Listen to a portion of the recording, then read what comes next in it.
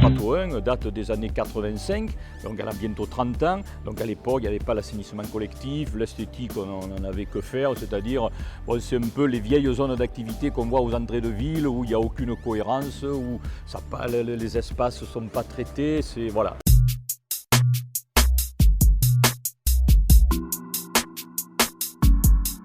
Jusqu'à présent, on avait l'impression de venir faire le Paris-Dakar, alors que maintenant, bon, ils ont l'impression de rentrer dans une zone artisanale. Quand on est arrivé dans la zone, je crois qu'en tournant chez nous, il y avait un trou qui, tous les mois, était rebouché par la voirie, et le mois d'après, c'était encore un trou énorme. Alors, tout le long, il y avait des arbres qui n'étaient pas très hauts. C'est vrai qu'avec un poids lourd, eh bien, on était obligé bien souvent de marcher plus à gauche qu'à droite pour éviter les branches. Parce que bon, quand les clients devaient venir, c'était pas trop agréable, il y avait des trous de partout. Alors c'est vrai que les gens qui arrivent avec un véhicule qui est un peu neuf ou quoi, bon, ils n'étaient pas trop contents parce que ça abîme un peu les véhicules. Dans les premiers temps, quand la zone était, la zone n'était pas refaite, on avait quelques soucis de marchandises sensibles qui étaient sujettes à bouger dans nos remorques, alors que maintenant on n'a plus ça. Autant la zone 1, quand on s'est installé, vous faisiez une photo en noir et blanc, vous pouvez vous croire n'importe où dans le monde, sauf en zone de guerre où vous voulez, quoi. Voilà. Disons que les clients qui s'aventurent dans une zone où il n'y a que des trous, c'est certain que ça ne donne pas envie d'y rentrer, quoi.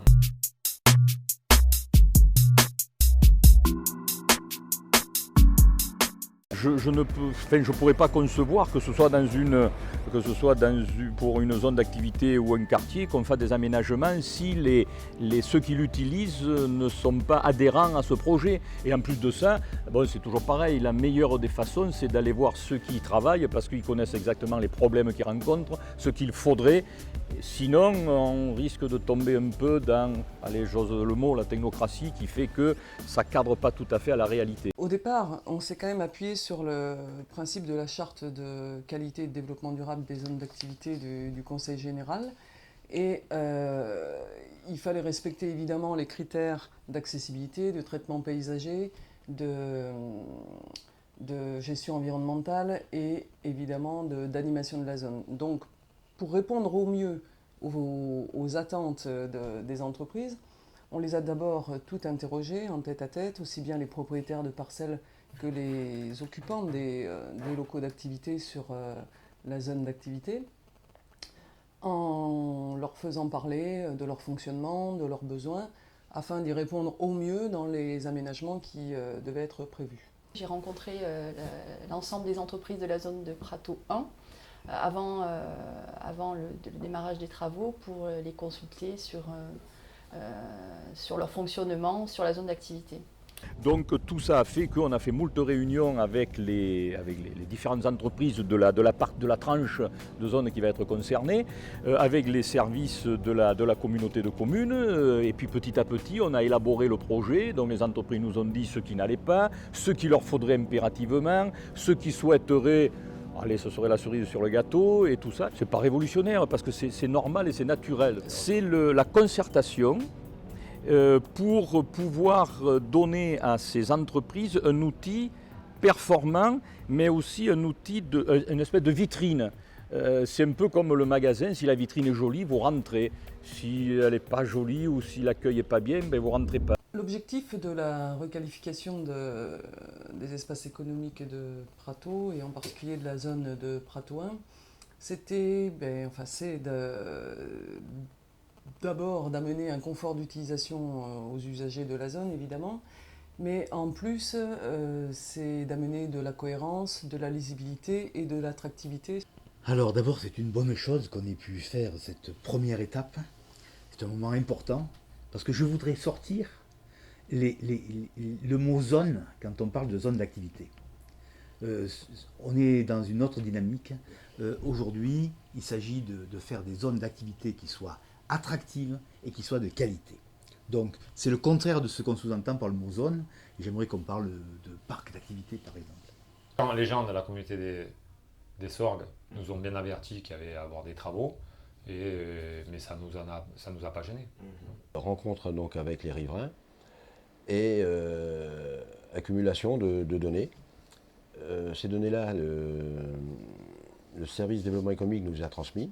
On a tenu compte et a donc fait un projet en fonction de ça, avec quelques objectifs bien particuliers, à savoir une voirie qui n'était plus adaptée à des poids lourds, le trafic qu'il y a actuellement, cheminement piéton qui était inexistant, une voirie qui était bordée d'arbres qui gênait tout le monde, les camions ne passaient plus, ça arrachait les bâches.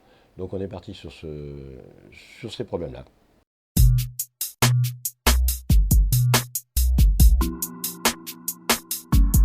Non, pendant les travaux de Prato 1, moi j'ai pas trouvé de dérangement, quoi. Il n'y a pas eu de... Ça nous a pas gênés. Donc on a refait une structure de chaussée entièrement, vraiment adaptée au poids lourd, c'est-à-dire en structure lourde, largeur de voie, stationnement, parce qu'il a pu créer un peu de stationnement, le maximum qu'on a pu faire, parce qu'il y avait quand même des gros soucis de stationnement. Et donc des replantations plus adaptées avec des espèces méditerranéennes beaucoup moins volumineuses qu'avant, parce que ça posait vraiment des problèmes. Donc là, je pense qu'on a fait quelque chose de cohérent, avec une vraie liaison avec Prato 5 qui fonctionne bien. En termes d'éclairage public, donc il y avait tout à revoir. On a remis en place un système un peu plus économique, plus efficace au point de vue éclairage, et surtout moins encombrant, parce qu'on avait des mâts qui étaient très très mal placés et qui prenaient une place folle.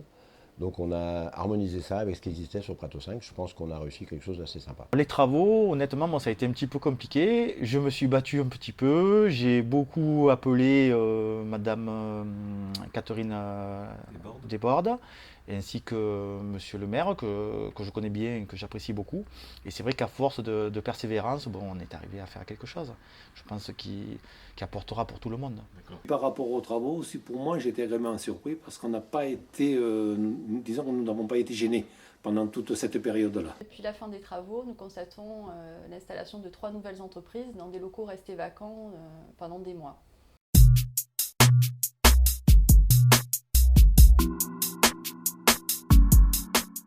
Mon activité principale, c'est la maintenance de matériel professionnel, que ce soit dans le domaine du froid ou de l'équipement hôtelier. Alors sur la zone de Prato, nous sommes installés depuis 89, c'est-à-dire la création de la zone, et on a été pratiquement les premiers avec, je crois, M. Testanière et Alu Vaucluse. Et c'est vrai que bon, la zone étant très vieillissante, je pense que bon, les travaux qui ont été effectués vont nous apporter quand même pas mal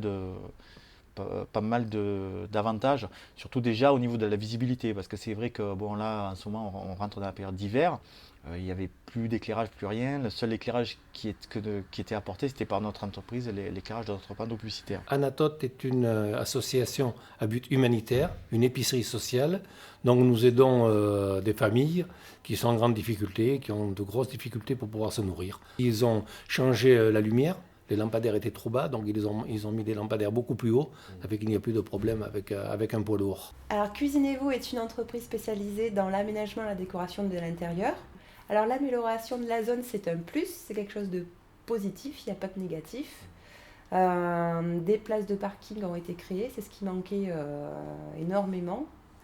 De l'éclairage également.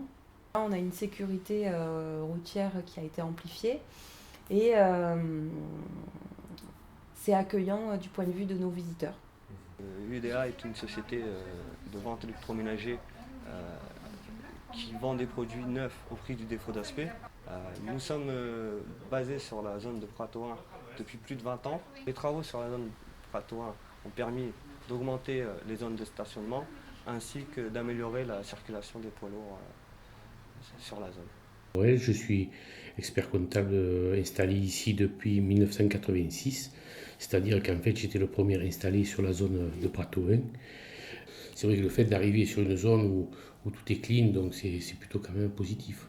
Mon entreprise existe depuis 1999 sur la zone de Prato 1. Alors vis-à-vis des clients, c'est certain que les clients, quand ils arrivent, ceux qui nous connaissent et qui viennent depuis un moment, c'est certain qu'ils ont remarqué tout de suite les travaux qui ont été réalisés, que la zone c'est beaucoup mieux. Alors notre entreprise est une entreprise de transport public, Spécificité, ce sont des transports publics de marchandises. Lorsque les clients viennent chez nous et qu'ils voient la zone telle qu'elle est, ils trouvent ça agréable. Ils nous ont dit que ça va être agréable de travailler là toute la journée, quoi.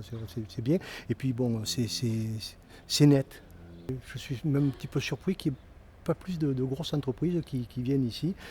Je suis garagiste, réparation mécanique, carrosserie, peinture. Bon, moi je suis presque en fin de carrière, je compte arrêter mon activité d'ici un an. Bon, en ce moment je suis en train à la recherche d'un futur acquéreur pour mes locaux. Vu que la zone s'est très bien améliorée, je pense que ça va faire un plus pour moi pour essayer de revendre ma société. Nous importons des olives du Maroc, d'Espagne et on achète ici également. On fait des olives préparées et des produits régionaux. Alors on travaille essentiellement pour l'industrie. Nous exportons également un petit peu nos produits vers l'Angleterre, l'Allemagne, la Belgique et la Hollande. Alors les travaux sur Prato 1, c'est plus joli, c'est plus propre. Maintenant, pendant les travaux, bon, c'est vrai que ça a entraîné certains gènes, mais bon, là maintenant, on a une zone toute neuve. Maintenant, il est certain que quand on va avoir des audits, c'est plus sympa d'avoir une zone propre qu'une zone délabrée. La société est spécialisée dans la commercialisation de vitrage automobile, donc destiné aux professionnels. On est les intermédiaires entre les fabricants de pare-brise mondiaux et les utilisateurs donc, qui sont des professionnels. Le fait que la zone de Prato a été rénovée, donc ça nous a apporté, je pense, un confort quand même au niveau des accès. Et un accès beaucoup plus, je dirais beaucoup mieux adéquat pour notamment pour les semi-remorques qui nous livrent régulièrement tous les jours, voire toutes les semaines. Le Violon Rouge, c'est une association à but non lucratif qui permet de faire découvrir les danses tango argentin, salsa cubaine et rock'n'roll. On s'est installé sur la zone de Prato. Déjà d'une, on a beaucoup cherché un grand hangar ou une grande salle. On n'a pas trouvé sur Carpentras. On a trouvé sur Pernes-les-Fontaines et ça permettait d'avoir un accueil, une accessibilité plus près pour les gens. Le fait que ce soit dans une zone d'activité, au contraire, je trouve que c'est une très bonne chose puisque ça nous permet de pouvoir faire des soirées, faire des animations sans gêner forcément le voisinage, donc c'est une très bonne chose. Et en plus c'est facile d'accès, il y a un parking pour les gens, donc c'est très très pratique. Nous on voudrait développer le côté thé dansant, troisième âge, et proposer des repas dansants. Et dans la zone il y a un traiteur haut de gamme qui s'est créé et on aimerait travailler en partenariat avec lui. C'est entre amis traiteurs.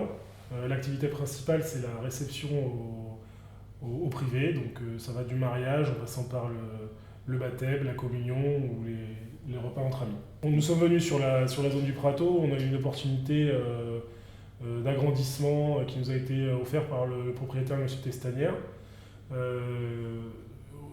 On développait l'activité, on avait besoin de surface supplémentaire. On s'est équipé aussi en mobilier. Le développement de la zone du Prato et le réaménagement de la zone du Prato a été aussi un déclencheur dans notre décision pour venir s'installer. Ça a remis beaucoup de fraîcheur, ça a permis aussi de remettre les locaux en avant, de donner une clarté aussi et un accueil un peu plus propre et sérieux que ce que c'était avant. J'ai choisi Prato 5 pour rester déjà sur Pernes-les-Fontaines et parce que c'était l'endroit qui me convenait le mieux pour mon activité. On fait la maintenance de bandes transporteuses dans les usines agroalimentaires. Du coup, sur place, on a besoin de bureaux, on a besoin de réceptionner quelques colis et de faire un peu d'atelier. Les travaux qui ont été faits sur Prato 1 étaient indispensables puisque la route était peu praticable quand on est arrivé. Depuis ça va très bien. On a la possibilité d'accéder rapidement. Il ne manque plus que les fléchages pour que les gens puissent nous trouver plus facilement. Nous avons entrepris la construction de nouveaux locaux sur la zone artisanale de Pernes-les-Fontaines, Prato 5. Donc le but de ça, c'est surtout de doter l'entreprise d'un nouvel outil outil surtout foncier, c'est-à-dire des nouveaux locaux, surtout un grand atelier pour pouvoir faire ce que nous faisons un petit peu de fabrication. Et puis pour la partie commerciale, un nouveau magasin de 120 mètres carrés. Ce qui était important pour moi, c'était quand même l'implantation dans une zone nouvelle avec des gens qui étaient un peu, qui étaient un peu proches de ce genre d'activité, notamment Rousset qui travaille aussi pas mal sur les énergies renouvelables. Je dirige une entreprise où nous avons comme activité l'électricité, la plomberie et le chauffage. Pourquoi j'ai choisi la zone de Prato? Parce que c'était à côté de mon domicile, c'était pratique, le terrain était rapidement viable. À cette époque-là, trouver un terrain, c'était difficile. Oui. Donc les gens de la communauté ont de suite compris ce que je voulais faire. Au niveau de l'accompagnement, si j'en avais besoin, je pense qu'ils m'auraient épaulé. Mon activité, ça consiste à de location, vente, installation, tout matériel médical et assistance respiratoire à domicile. On fait l'hôpital à domicile en fait. Et nous sommes installés sur Prato depuis 1 an, suite à l'important développement que l'on a eu depuis 2005. Et les locaux où on louait pour notre stockage étaient devenus trop petits, donc on a acheté sur Prato et construit ce local. L'avantage, c'est le calme, la proximité de mon magasin, de mon point de vente qui est à Carpentras, au rond-point de l'Amitié face à l'hôpital. Donc maintenant avec la déviation, voilà, c'est le top. Notre activité, on est tapissier décorateur. Je me suis installée dans la zone de Prato parce qu'en fait mon ancien atelier était trop petit. Et je voulais développer certaines activités qu'on n'avait pas jusqu'à ce jour. Il nous fallait un showroom, il nous fallait plus d'espace pour pouvoir embaucher parce qu'on avait pas mal de travail. J'ai choisi la zone de Prato parce que je suis de Pernes et je ne voulais pas en partir déjà. Et puis parce que je trouvais le projet sympa et rester sur la commune de Pernes qui au niveau culturel est extrêmement motivée, fait beaucoup de choses, je ne voulais pas en partir. Alors, la Poste a décidé de s'installer sur Prato en raison des possibilités d'accès et de facilité de distribution du courrier et des colis, puisque sur ce site-là, nous distribuons les colis de la zone de Carpentras ainsi que de la zone de Pernes, et ça nous est facile en matière de chargement et de déchargement. Nous pouvons accueillir nos clients dans un espace entreprise qui est ouvert 6 jours sur 7, entre 8h30 et 11h15 le matin et entre 14h et 15h30 du lundi au vendredi, ainsi que le samedi matin entre 8h30 et 11h30. Nous avons pu bénéficier de la réfection des voiries de la zone Prato, ce qui a permis à nos facteurs de pouvoir disposer de places au sol matérialisées, et ce qui a grandement amélioré les conditions de sécurité par rapport à ce qu'il y avait avant. Par ailleurs, nos camions qui viennent nous livrer le courrier et les colis peuvent aujourd'hui emprunter un axe beaucoup plus sécurisé. Notre corps de métier, la charpente couverture, associé à ça les énergies renouvelables, telles que le solaire photovoltaïque, le solaire thermique, les pompes à chaleur, les éoliennes, tout ce qui touche l'énergie renouvelable et l'isolation de combles. Nous étions avant dans Pernes, place Reboul. On a trouvé ces terrains du Prato qui nous convenaient, et ce qui nous a permis de réunir toute la partie commerciale aussi et la partie technique qui était séparée avant. Stratégiquement, c'était le meilleur endroit, voilà, sur Pernes. Donc l'activité de Truck VI et la réparation toute marque de véhicules légers, utilitaires et poids lourds. On fait également du négoce, vente et achat de véhicules, ainsi que la vente de pièces détachées, toutes marques. Nous sommes installés sur la zone de Prato car c'est une zone dynamique. Située en bord de route, on a pensé que cela pouvait nous amener de nombreux clients. Nous trouvons la zone de Prato très bien aménagée, très bien desservie, toutes sortes de professionnels. Pour faire du palo, il y aura certainement une extension que je devrais faire. Dans la même zone ici, si c'est possible, peut-être un nouveau local pour faire du semi-remorque, du poids lourd. Avant, nous étions installés dans le centre-ville de Pernes-les-Fontaines, où nous faisons du matériel pour boucherie, charcuterie, traiteur et restauration. Et on est venu s'installer dans la zone de Prato 1 parce que, d'abord, l'accessibilité est très très bonne et puis ça nous donne une meilleure vue par rapport à la clientèle et aux fournisseurs. La rénovation de la zone de Prato a été un élément, on va dire, supplémentaire pour venir s'installer ici, puisque maintenant c'est quand même très propre et la route toutes les routes ont été refaites. Parallèlement, on a invité autour de la table nos partenaires institutionnels, donc comme la CCI, le Conseil général évidemment, et l'Agence régionale pour l'environnement, qui travaillent beaucoup sur l'animation dans le cadre du réseau des zones d'activité, le réseau développement durable. Et l'idée, c'était de recenser l'ensemble des dispositifs qui pouvaient exister, qui permettront ensuite d'accompagner les entreprises sur tous les volets de traitement de leurs espaces privés, à travers la gestion des déchets par exemple, les diagnostics environnementaux qui peuvent être réalisés sur un dispositif de la CCI. L'aménagement de la zone 1, oui, la route est mieux, il n'y a pas de souci là-dessus, mais c'est vrai qu'on a quand même des problèmes de circulation. Il n'y a pas d'enseigne, il n'y a aucun fléchage, il n'y a aucune signalétique, la zone 5, elle n'existe pas. Les clients ne nous trouvent pas. On a un gros souci là-dessus. Nous avons fait Prato 1 et Prato 5, on va continuer bien entendu, mais une étape après l'autre. À terme, nous allons continuer avec Prato 2, Prato 3, et notamment toutes les opérations de signalisation et de signalétique intérieure. C'est quand même très important que les gens qui vont venir dans ces parcs d'activité puissent se repérer. Il est évident que